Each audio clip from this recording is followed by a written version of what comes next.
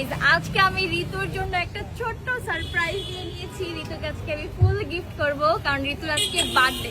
Guys, আমরা মানুষ তো অনেক বেশি, বাট এত মানুষের হাতে এখানে আসতেছে না, বাট যেই কয়টা আসতেছে চল আমরা উদ্বোধন করি। চলো।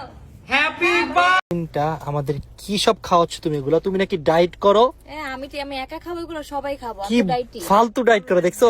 দিন শেষ ইতিতালার বাংলাদেশ। একদমই ঠিক, মাশাআল্লাহ। দেখ